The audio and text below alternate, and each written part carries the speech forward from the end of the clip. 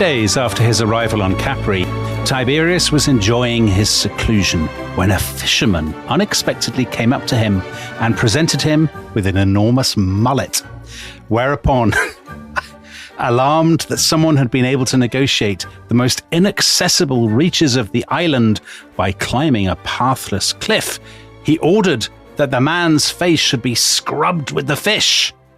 "I only thank my lucky stars," cried out the fisherman as he was enduring this punishment, "that I didn't bring Caesar the huge lobster that I also caught." Whereupon Tiberius gave orders that the lobster should be used to grate the man's face to shreds. So, what a shameful moment in Roman history this is. It's a notorious incident in the life of the Emperor Tiberius, who of course ruled from AD 14 to AD 37, and it's recorded in Suetonius's great biography of the Caesars, now translated by our very own Tom Holland. So, Tom, this is a very famous story. It's the story that sort of captures the capriciousness and the cruelty of the aged Tiberius as he sits there on his pleasure island in the Bay of Naples. So what's going on here? Unpack this story for us. So Capri, you say, is in the Bay of Naples, and it had been appropriated by Augustus to serve him as a kind of a retreat.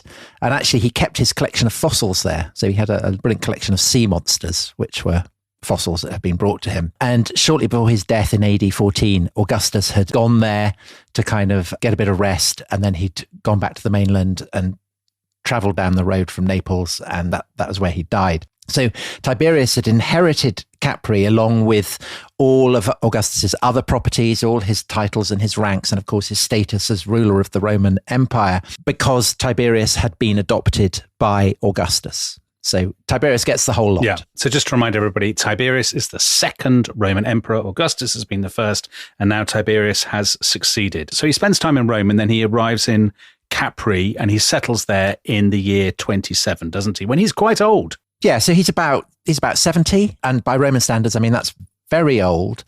And Tiberius essentially is doing what great statesmen who've reaching the end of their lives, it's perfectly legitimate. You retire to your villa, your country villa. You escape the kind of the clamour and smoke of Rome, and you enjoy what the Roman elites would call otium cum dignitate, which is basically a kind of leisure with dignity, a dignified retirement. Sounds nice. Sounds lovely. It does.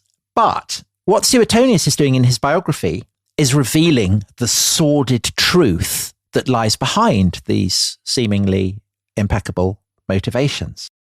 And he lists them. And he says that the first reason that Tiberius retires to Capri is out of terror. Suetonius writes, Tiberius lived in the shadow not just of the loathing and hatred that he inspired, but of his own fears and of the bitter insults to which he was subject.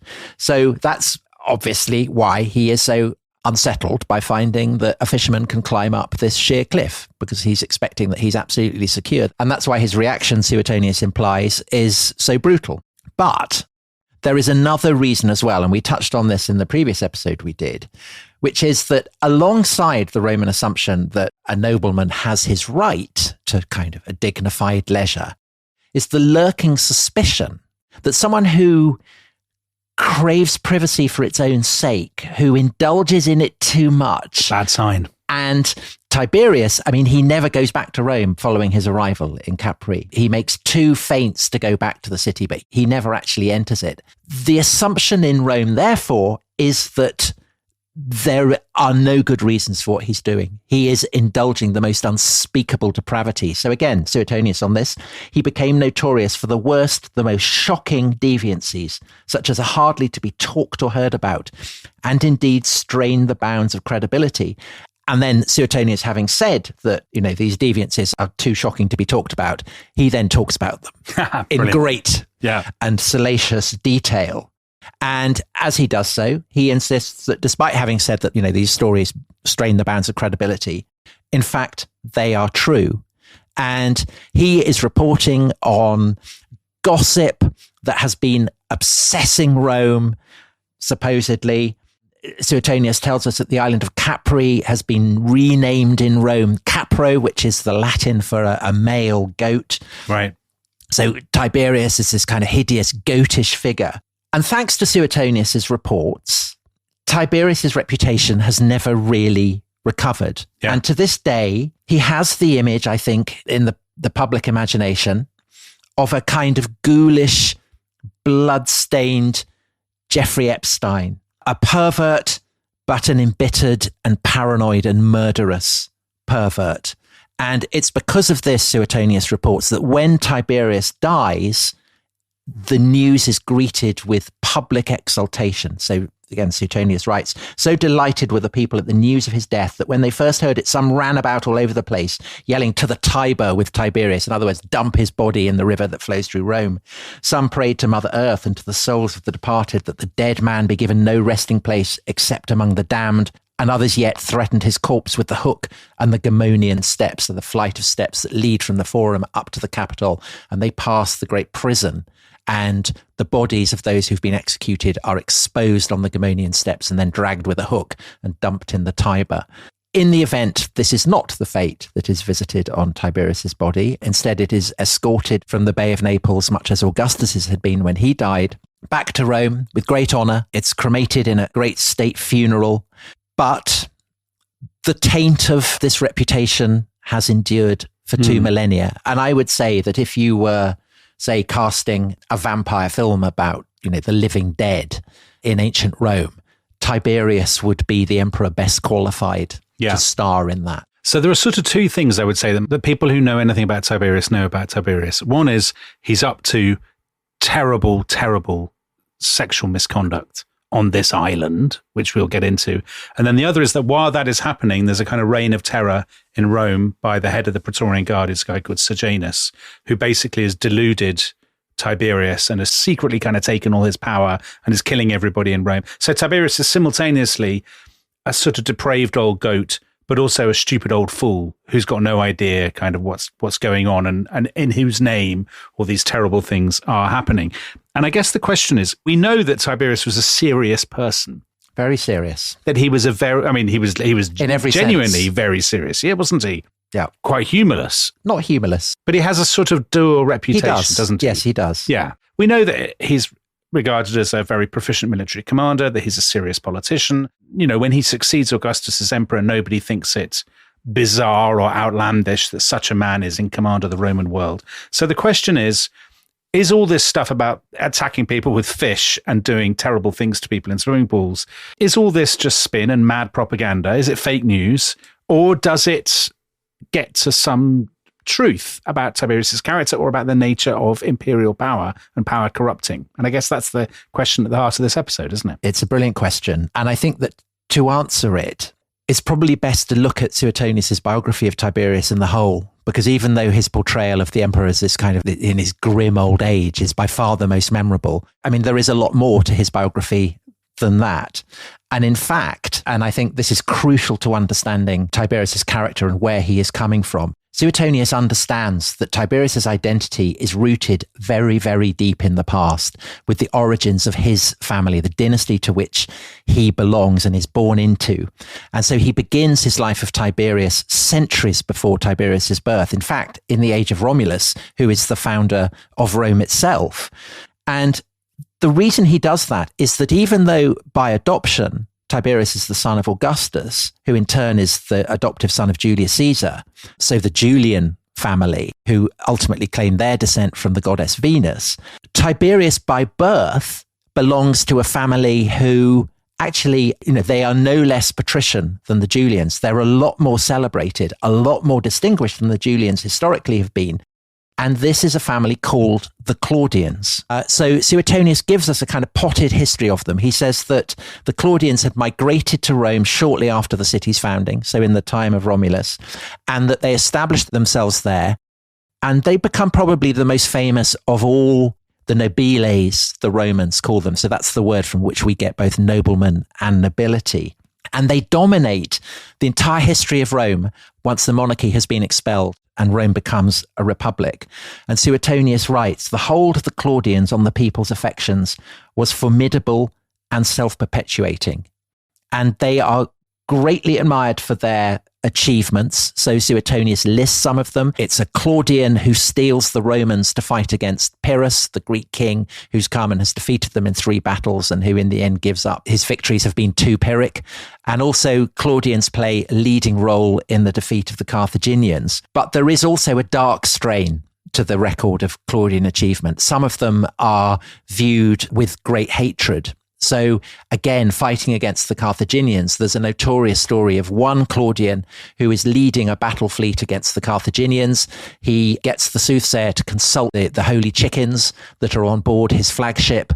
And the soothsayer, no, I'm afraid that the chickens are saying don't attack. And Tiberius just has the chickens chucked into the sea and promptly loses his entire fleet. And the women of the Claudians also are simultaneously admired and condemned. So there's one of them whose chastity is so prodigious that she's able single-handedly, it's said, to pull a ship right the way up the Tiber.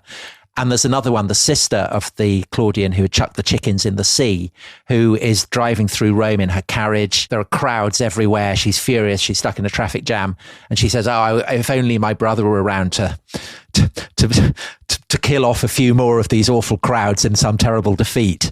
And she gets accused of treason for this, the only woman in Roman history to be accused of treason up until that point. So they're very charismatic. So there are lots of people who hate them. And I think that maybe the best way to imagine that their kind of status in the Roman Republic is to imagine that in the American Republic, suppose the Kennedys had been on the scene, since the days of the founding fathers, that there'd been successions of Kennedys who'd been presidents. Yeah. People hate them, people love them. It's that kind of charisma that the Claudians have. And what's even worse for Tiberius, or better, depending on your viewpoint, is that both his mother and his father are descended from branches of the Claudian family, aren't they? So the Kennedys have been going for 200 years, and both of your parents are from different branches of that family. So he is born 2 years after the Ides of March. Everything is kicked off, civil war, and actually his father, for all his prestige and all the sort of grandeur of his name, has backed the wrong side, hasn't he, in the civil war after Julius Caesar's assassination? Yeah, so he has to kind of leave Italy in fear of his life, and he does so with his wife, Livia, and his baby son, Tiberius. And they go first to Sicily, where Tiberius's father is very arrogant, as all the Claudians are supposedly arrogant. So he has a bust up there with the guy in charge of Sicily, and then he goes to Greece, and they're in Sparta, and there's a terrible fire, and they have to escape, and Livia's hair gets singed. So all kinds of close shaves, and it's looking very bad for him. So eventually he goes to Antony, who is ruler of the eastern half of the empire, and makes up with him, and there's an amnesty proclaimed, and Tiberius's father, Livia, and the baby Tiberius are then able to go back to Rome, where an incredible scandal breaks out, because while Antony's in the east, Augustus, as he will come to be known, is the ruler of Rome, and so Tiberius's parents are now in the shadow of Augustus, and Suetonius reports the consequence. It was with Antony that Tiberius's father returned to Rome, and here, pressed by Augustus to surrender him his wife Livia, despite the fact that Livia was pregnant at the time and had already borne him a son, he did so. He died not long afterwards and was survived by 2 sons, Tiberius and his younger brother, Drusus. So, very shocking. Yeah, a quick question. So are we to believe that this is basically, that Augustus has genuinely fallen in love with this bloke's wife? It's a genuine love match. I mean, that's the only explanation, isn't it, really? Right. Crucially, Livia does not give Augustus any children, and particularly any sons. And so this opens up the massive question of who is going to succeed him. It's obviously very useful for Tiberius and his younger brother Drusus to be the stepsons of the most powerful man in the world, the stepsons of Augustus. But equally, it does redound greatly to Augustus's prestige to have a Claudian wife and 2 Claudian stepsons, because although Augustus is the grandson of Julius Caesar, his own father had not been a prestigious figure. He'd basically been a kind of out-of-town guy. Yeah. He's representative of the Italian nobility, not of the kind of high patrician Roman nobility. So it's good for him. It kind of, upgrades his status. And what is also very useful for Augustus is that Tiberius, as he grows up in Augustus's family, proves to be a man of remarkable accomplishment. And Suetonius gives us all the details of this. Suetonius reports that Tiberius is exceedingly clever, exceedingly well-read, very, very interested in all kinds of intellectual pursuits, and particularly in mythology, in the study of the gods, and in the literature of Greece and Rome. He's also a very effective administrator. So even as a very young man, he's charged by Augustus, again to quote Suetonius here, making up a shortfall in the supply of grain to Rome. I mean, that's a crucial thing. If Rome is not kept supplied, then Augustus's regime will topple. So it's a real marker of trust. And then Augustus commissions the young Tiberius to launch a thorough investigation into the slave barracks across Italy, the owners of which had a terrible reputation for seizing and imprisoning not just travelers, but men whose fear of military service had driven them to hide out there. And again, that's really important because Augustus does not want his regime to be associated with conditions of internal instability. Yeah, of course. He wants order, really important for his popularity. So this is a real kind of demonstration of his trust in Tiberius. And then on top of that, Tiberius proves to be a brilliant military leader, by far the best of his generation, to the extent that later in his life, whenever there is a major crisis on the frontiers, it is Tiberius to whom Augustus turns. And it's not going too far to say that Tiberius is twice the savior of his country. So the first of these great feats of repairing Rome and ensuring that her frontiers are not overwhelmed takes place in AD 6 when there's a great revolt in Pannonia, so basically what's now Hungary. He crushes that. And the second is in the aftermath of the great disaster of Augustus's reign, which is the defeat of the three legions under the command of Varus by the Germans in AD 9. And it is Tiberius who ensures that that disaster does not lead to the complete collapse of the frontier and Germans flooding into Gaul and Italy. So Suetonius quotes a letter that Augustus wrote to Tiberius during these kind of later years, in which he writes to Tiberius and addresses him as the dearest and bravest and most dutiful of generals. So, this is a very, very impressive man. So if you were pointing purely on merit, Tiberius is obviously the best qualified, the outstanding candidate to succeed Augustus when the time comes as emperor, as master of the Roman world.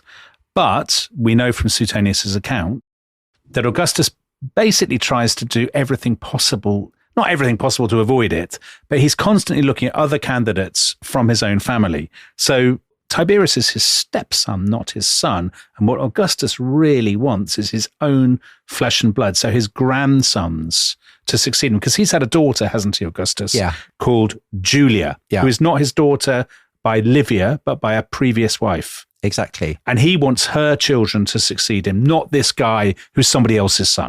Right, because that's what every Roman nobleman wants. Yeah. They want their bloodline to be perpetuated.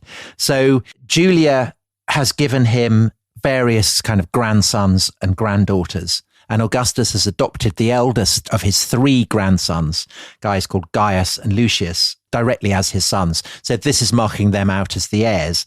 And Tiberius is very, very sensitive to the fact that he's not in the line of succession. And he makes a real point of trying not to tread on the toes of Gaius and Lucius, who of course are much younger than him, much less experienced, much less able. And he does his best, but he is a Claudian. I mean, he's a very proud man, and he can't really help but betray his resentment. Right. So this happens in various ways. So Augustus marries Julia, his daughter, to Tiberius, and Tiberius and Julia don't get on at all. At one point, Tiberius is so aggravated by the situation he finds himself that he chucks everything in and he retires to Rhodes, and he does it in a way that seems very openly to insult Augustus, who has publicly requested him not to go.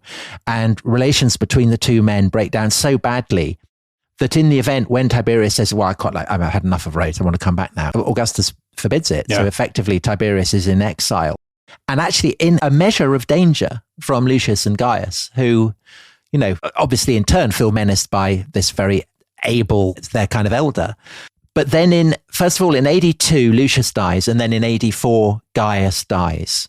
And This is basically the kind of the plot twist in I, Claudius, that it's Livia, Tiberius's mother, who is poisoning them and kind of elbowing aside anyone who might stand in the path of her son to succeed to the throne. But in reality, they don't have natural causes. They're not poisoned, are they? No, I mean, almost certainly not. And their death means that effectively Augustus now has no choice but to adopt Tiberius as his heir. And this means that Tiberius ceases to be a Claudian and he now becomes a Julian. This is what qualifies him to rank as a Caesar. And it's a public proclamation to the world that Tiberius is now Augustus's heir. And sure enough, on the 17th of September, AD 14, when Augustus dies, he is succeeded to the rule of the Roman world by his adoptive son, Tiberius Julius Caesar Augustus. And people will note that in that name, there is no hint of his Claudian ancestry. Okay, so he's had the most fantastic apprenticeship to become emperor. And then we get into the stories in Suetonius' account. We get into the story of how Tiberius actually does. And actually, it's not all attacking people with fish. Perving on islands and stuff. A lot of it is he's actually really good at being emperor, and he's a very proficient and serious and impressive one. So there are whole chunks of Suetonius' account of Tiberius as an emperor that makes him sound an absolutely model ruler. So Suetonius says of Tiberius that although he's emperor, he conducted himself much as any citizen in the days of the Republic might have done, and indeed for a while with fewer heirs. So in other words, Tiberius is reassuring his fellow citizens that just because he has inherited Augustus's powers, that doesn't mean that the civic ideals of the Republic are being kind of thrown in the dust heap. He's not a monarch. He doesn't conduct himself like a monarch. He does not. Well, this is what Suetonius tells us. And also he, therefore, is very quick to scorn flattery. So he gets addressed by someone as Dominus, master, and Tiberius is appalled. And Suetonius says he told the man never to call him by such an insulting title again. And Suetonius specifies that Tiberius shows immense respect towards the Senate, who are the great body of leading men who had guided Rome throughout the centuries of the Republic. He honors the ancient traditions of free speech. People are allowed to insult him if they want to. As he had done as a young man, so as emperor, he secures the public peace against banditry, brigandage, and sedition. And he shows concern for the security, stability, and well-being of the provinces. And to governors who urged him to impose a heavier tribute on the provinces, Suetonius writes, he wrote back that a good shepherd should shear his flock, not skin them. Tiberius is a man who is concerned not just with the peace of the provinces, but with ensuring that they're prosperous. So this all seems to be great. It all sounds brilliant. But then you read this, and then comes a kind of key pivot point in the biography. And Suetonius writes, only gradually did Tiberius reveal the true character of his rule. And Suetonius' thesis is that the older Tiberius becomes, so the harder he finds it to restrain the monstrous vices that had always secretly been gnawing at him.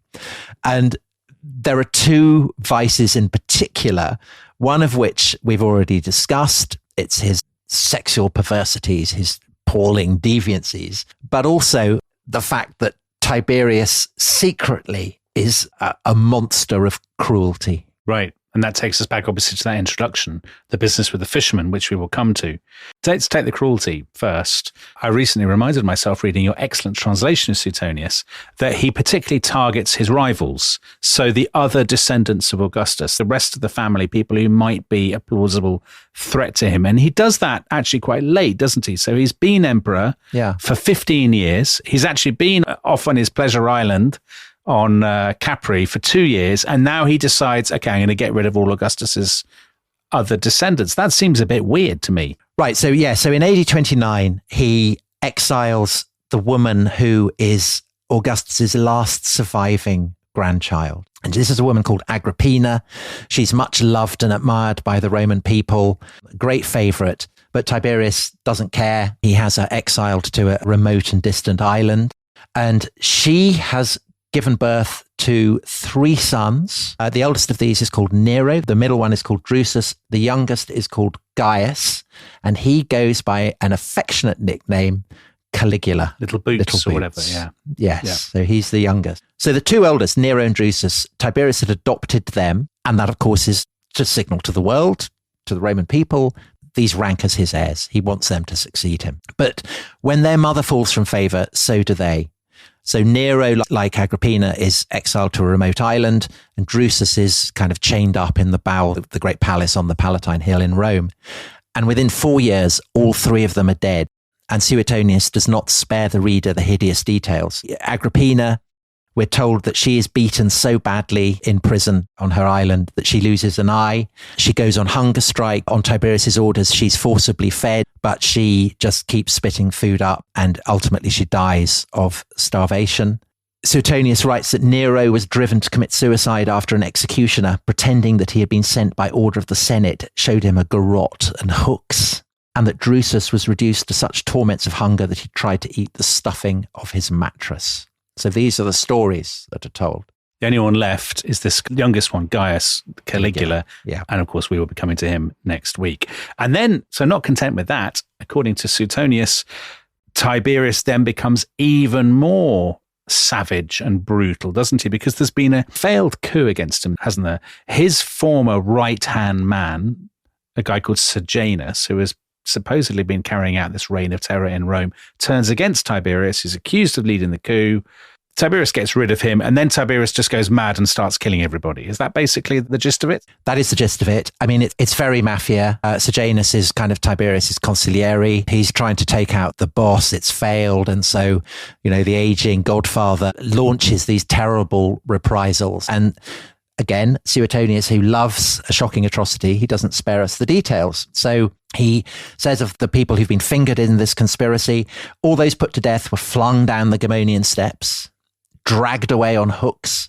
Since it was strictly forbidden by tradition to strangle virgins, the executioner made sure to rape young girls before throttling them, which I always think is a complete, such a repellent detail. And then anyone who wished to die was forced to live. Again, a kind of, cruel refinement. Yeah. The poor fisherman who brought Tiberius the mullet, with which we began this episode, he's not the only guy who gets flung from a cliff. So on Capri, Suetonius writes, the place where Tiberius used to watch executions is still pointed out. So there's a bit of field research. The very spot from where those found guilty after protracted and excruciating tortures would be flung on his command into the sea, down to where a band of Marines would be waiting to smash the corpses with poles and oars, just on the off chance that any might still have the breath of life. And then Suetonius gives us a particularly hideous torture that Tiberius has devised himself. No sooner had his victims been tricked into filling themselves to bursting with a large quantity of wine than their urethras would be bound tight so that they would be put into agony both by the tightening of the cord and by the distending of their bladders. I'm actually struggling to work out how physically that would work, but it's fair to say that either Tiberius or Suetonius has a very strange imagination. Do you think that's fair, Tom? I think it's entirely fair, and it's not surprising that the Marquis de Sade kept a copy of Suetonius in his library, because as well as the cruelty, there are these sex crimes that he's supposedly indulging in. And the passages where Suetonius describes them, I think definitely the most revolting section in the Lives of the Caesars, quite possibly in the whole of Roman literature, which is, it's saying something. And Suetonius himself, he says that these deviances, that they shouldn't be discussed. And then, of course, he does. And I suppose the most notorious example, probably the one that people who are familiar with this story will have heard of, is Suetonius claims that Tiberius trained little boys whom he called his minnows to slip between his thighs as he was swimming and to tease him with the swirling of their tongues and the playfulness of their nibbling. And that is by no means the worst. No, it gets worse, doesn't it? It does get worse. And all these sections where Suetonius is describing not just what is being done to Tiberius himself, but he's kind of staging erotic pageants, floor shows. It's quite hard to work out exactly what is going on, what positions are being adopted, because it's almost as though the Latin itself is breaking down, as though Suetonius is struggling to articulate the complexity of all these kind of weird sex acts that Tiberius is commissioning. And, as we said, this account of what Tiberius is getting up to on Capri is so shocking, so celebrated, so notorious, it has damaged Tiberius's reputation for 2 millennia. To return to the question that you asked, beginning of this half, is it biographical fact or is it muckraking? I think it is really telling that actually all the stuff that we've also been talking about in this episode, all the stuff about him investigating slave barracks and, leading armies and sorting out the grain supply. I mean, nobody remembers that. That's all kind of boring. It's the lurid quality of what's being described. And I think that these seem to exist in a completely different dimension. So it's as though in the biography, we have Tiberius is a Roman politician like any other, the kind of figure who might appear in, Livia or something like that. And then on Capri, he seems like some monster from some hideous tragedy or monstrous epic poem.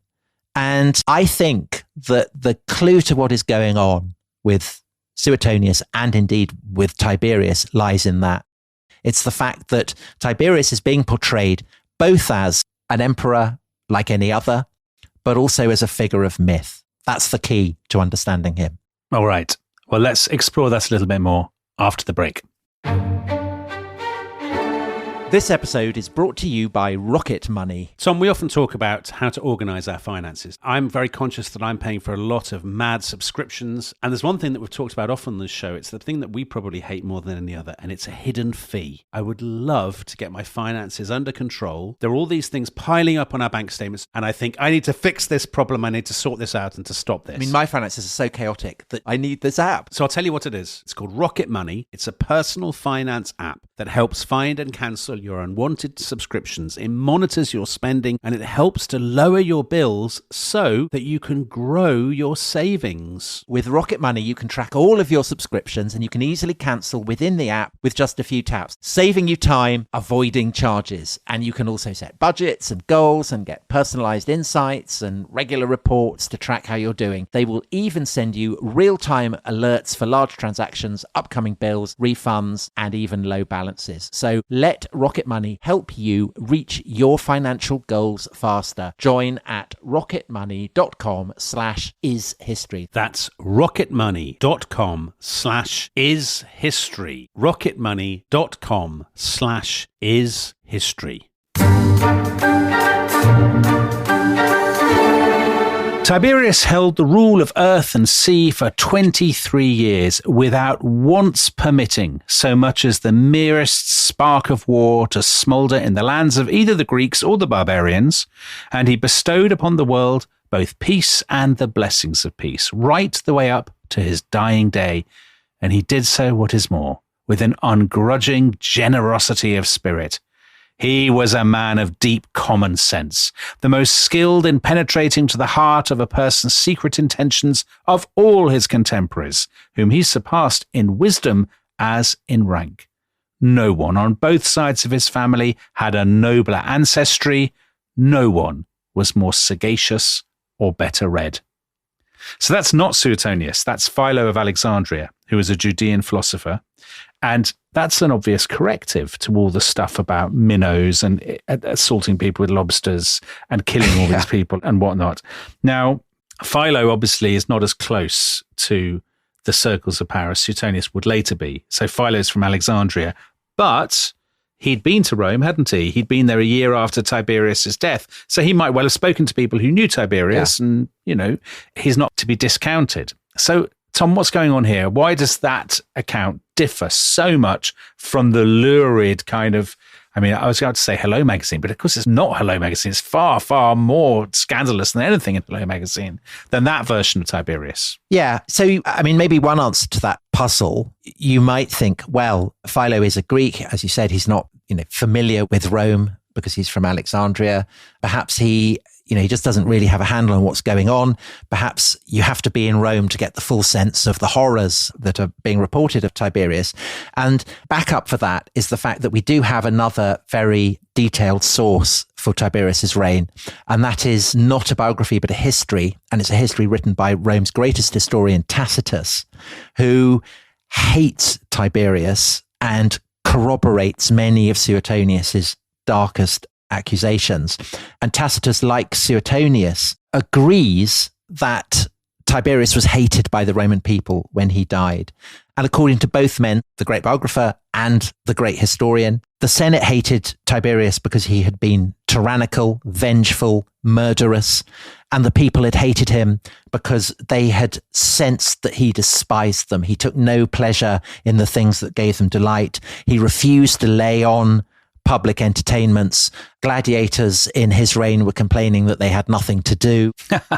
Not only is he a kind of blood-stained pervert who goes around killing senators, he's also a massive killjoy. Right. Yeah. This is not a good image. But the fact is that actually we do know, even though it hasn't survived, that there was at least one account of Tiberius's life that was very, very laudatory. And the reason we know that is that Suetonius is clearly drawing on it, because although he doesn't name his sources, it's evident when you read his life that what he's done is basically lifted stuff from one source, which is very positive.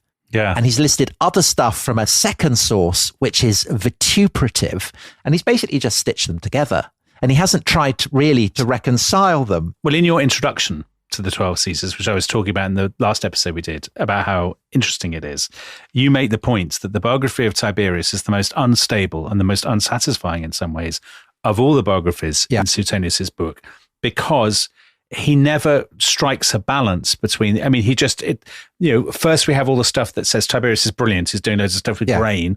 And then we have all the stuff that says he's absolutely terrible, he's throwing people off cliffs. But there's no attempt by Suetonius really to make any psychological sense of the fact that you've got these two different versions of the same man's character. Right, exactly. And so that's why it's so hard to get a handle on who the real Tiberius might have been. Yeah. And is it possible to get any sense of the real man, the real politician, the real emperor behind the myth? And I think it's difficult, but I think it is possible to make a case for Tiberius as having been an emperor who probably was more sinned against than sinning when it comes to Suetonius and Tacitus. And I think it's worth remembering that Suetonius is writing in an age, so he's secretary to Hadrian. This is a century on from Tiberius, a time when everyone in the Roman world takes the existence of an autocracy in Rome for granted. But that's not the world that Tiberius is born into and grows up in.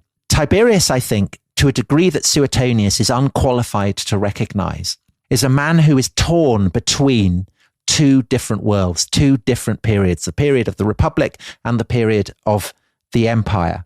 So it's really important, and this is something clearly that Suetonius incorrectly does recognize, that Tiberius was a Claudian, that he's a scion of the greatest of all the patrician dynasties that had flourished under the Republic. But he is simultaneously being raised as the stepson and then the adopted son of an autocrat, the first great autocrat in Roman history. So there's an enormous tension there.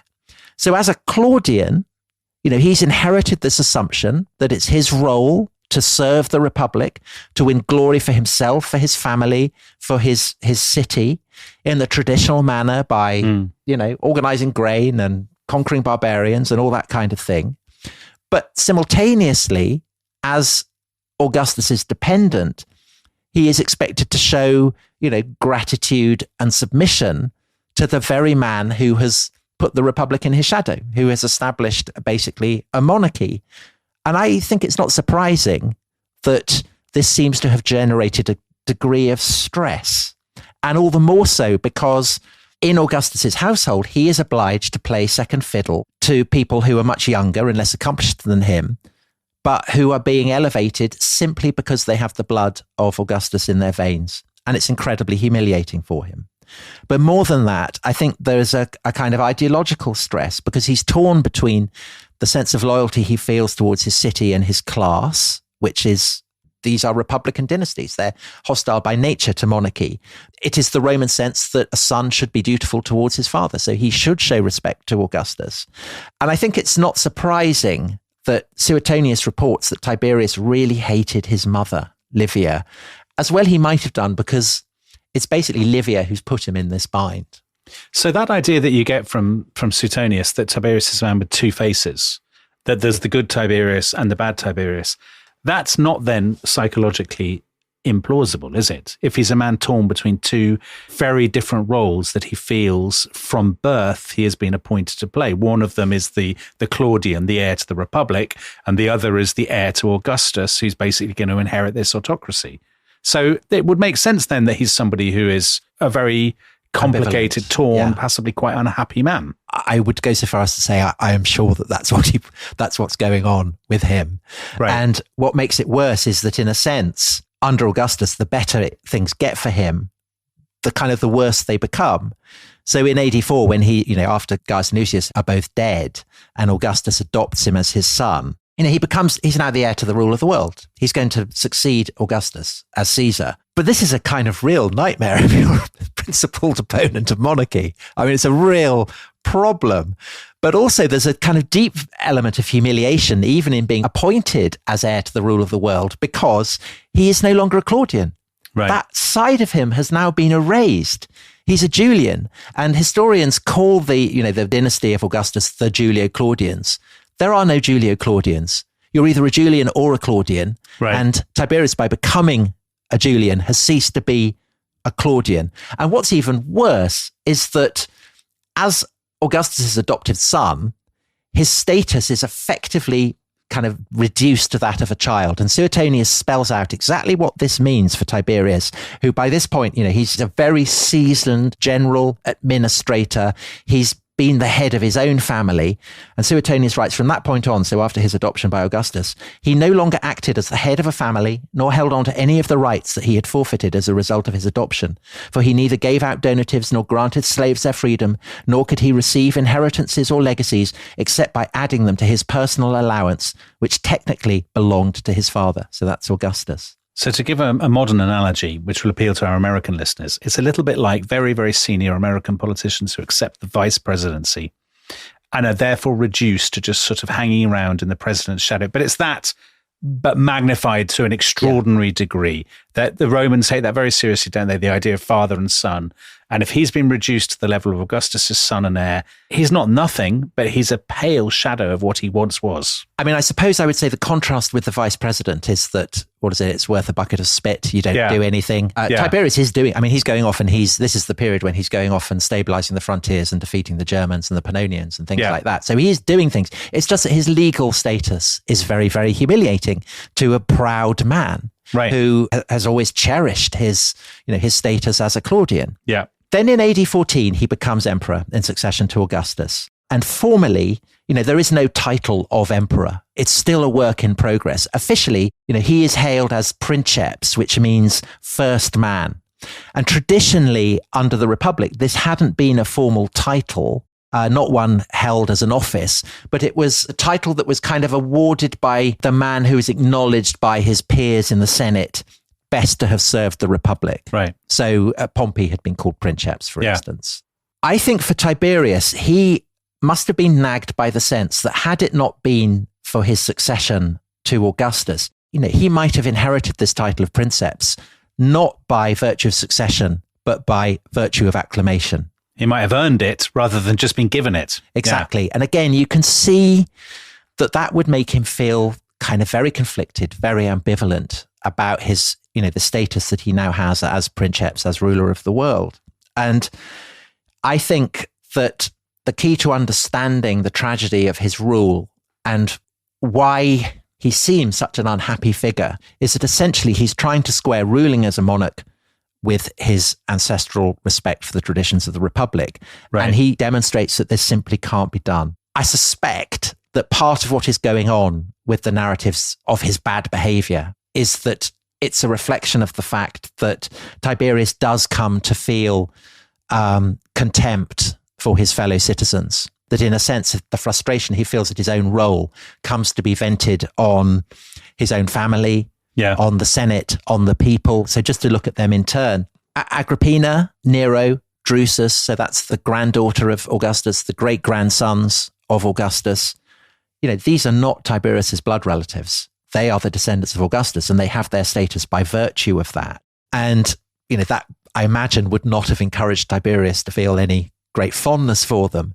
And although they're arrested before Sejanus's attempted coup, they are eliminated after it. And it's understandable that Tiberius would have felt jittery in the wake of the attempt to overthrow him. And he would have known that if people are going to try and overthrow him, then it's the bloodline of the Caesars, of Augustus, who are the obvious threat to him. And I suspect that that is why he has them eliminated. And then the Senate, Suetonius says, Tiberius has shown the Senate immense respect. He's behaved incredibly well to it. And it's only really kind of towards the end of his rule that things start to get a bit bad. But two things to say about that.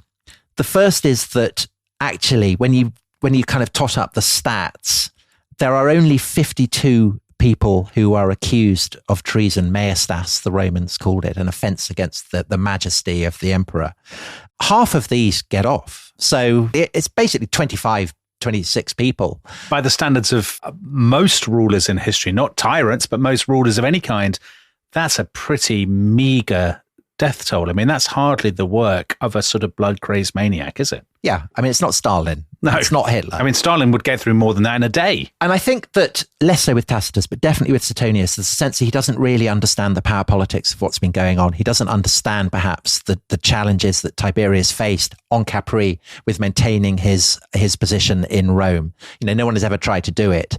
And Suetonius gives this ludicrous story that the treason trials start when a man is denounced for having removed the head of Augustus from a statue and replaced it with the head of someone else. And Suetonius writes that thereafter it became a capital crime to beat a slave or even to change one's clothes near a statue of Augustus, to carry a ring or coin with his image on it into a latrine or a brothel, which is, I mean, clearly mad. Yeah. And Tacitus actually in his account explicitly says that this is not the case. You know, it didn't happen like that. You could put your coat on near a statue of Augustus, no one would cut your head off. Exactly. You could go and have a pee with one of his coins in your purse and you're not going to be arrested. And as for the people, so he does despise the people, doesn't he? But that's the norm for a Roman patrician, right? That's goes with the territory. Of course, you're going to look down on the people. That's completely natural and normal. We've talked about this before many times on the podcast, but they're essentially politics in the Republic is about vibe rather than policy. It's about whether you are a conservative, a traditionalist, or whether you are a popularis, a populist, if you like. But they're all kind of, you know, they're all members of the aristocracy. Tiberius is not a popularis, and in that he's a contrast to Augustus. Augustus is a great one. You know, he's endlessly putting on gladiator shows and slapping people on the back and letting everyone know that he enjoys the pleasures of the people. He's Nigel Farage. Yeah, Tiberius is not that. He's above all that. He kind of despises those kind of things. He's not having anything to do with it. He's Rory Stewart. He's Rory Stewart, Tom. I think he's a sterner, more implacable figure than Rory. Right. But Tiberius is not, you know, he kind of despises people who flock to gladiator shows. He's not interested in that. And instead, he sees it as his duty to conserve the resources of the state, build the coffers of the treasury. And this in turn, of course, means that he doesn't need to impose swingeing taxes on the provinces. And that, of course, helps to explain why he's so popular in places like Alexandria. So I think that he eliminates members of his own adoptive family in a very brutal manner. He does have senators put to death on charges of treason. But I don't think that by the standards of many other Roman emperors, let alone kind of modern dictators, he is in any way a tyrant. He is an old school Roman aristocrat. He is flinty, he's stern, he's imperious. So that's what gives him this kind of severe public reputation.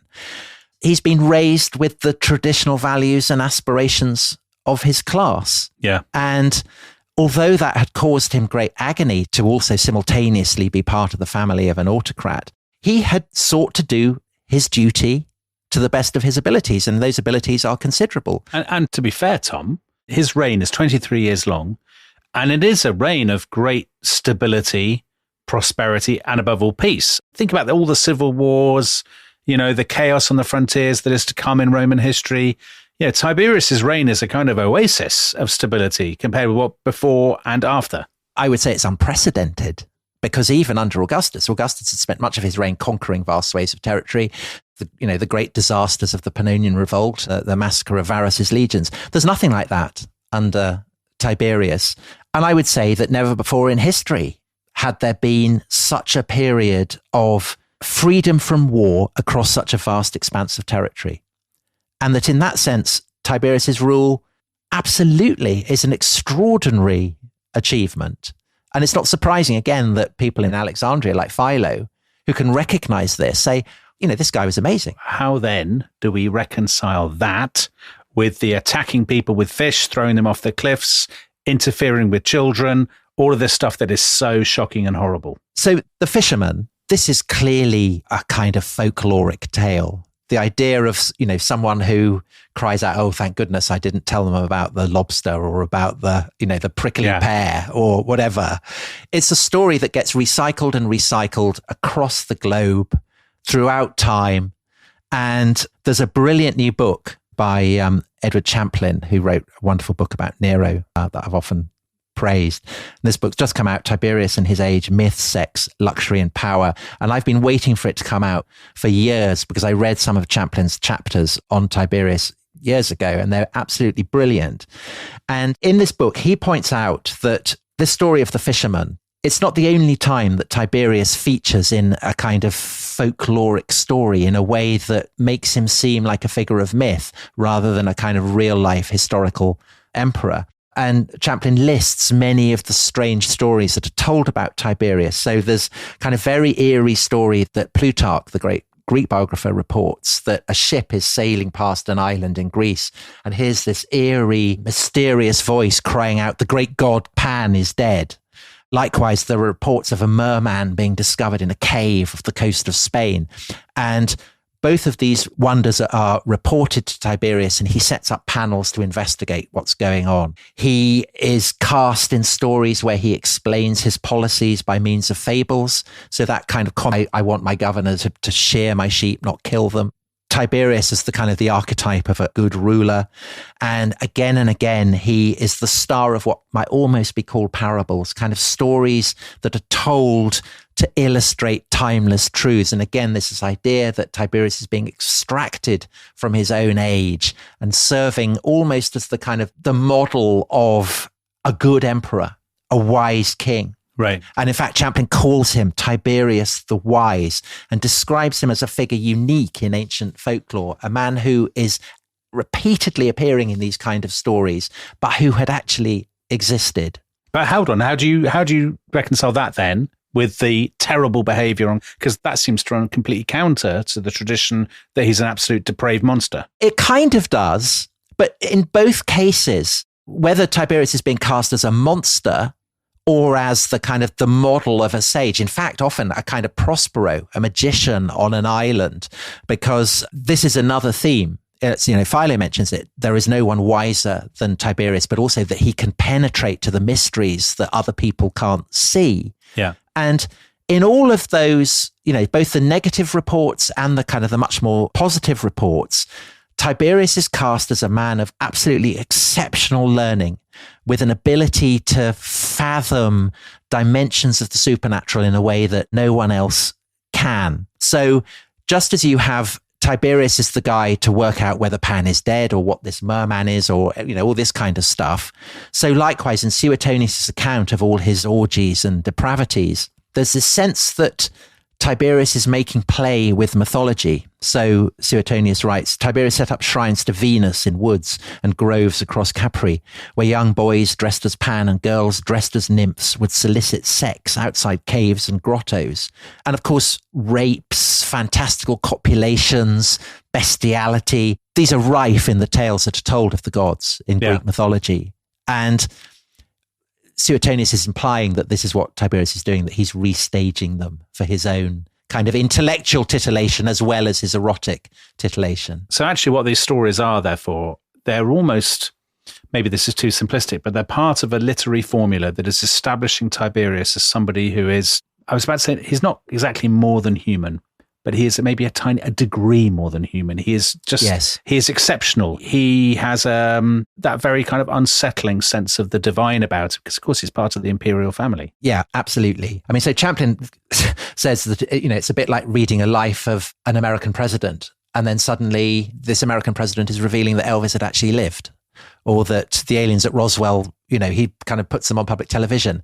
It's the intersection between, the day-to-day life of a politician who sorts out grain supplies and so on, with all kinds of mad stuff about Pan or erotic floor shows or whatever. And whether it's positive or negative, it's casting Tiberius as the interface between the day-to-day and the weird, between the mortal and the divine, between the affairs of politics and kind of dimensions of literature and mythology. I mean, the extent to which this reflects the historical Tiberius, I think, is now impossible to know.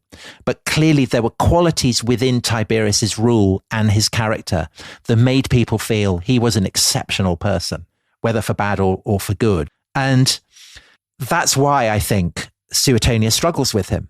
So, it's a failure as a biography, but as a work of mythologization, it's incredible and very, very influential. And it's Tiberius's misfortune that Suetonius should have emphasized the negative spin rather than the positive one, because I think there is clearly a very positive tradition as well, in which Tiberius is viewed as having been the wisest of all rulers, not just in Rome, but across all of history. Crikey, that's a big claim. So Tiberius died on the 16th of March, 37, and he was 77 years old.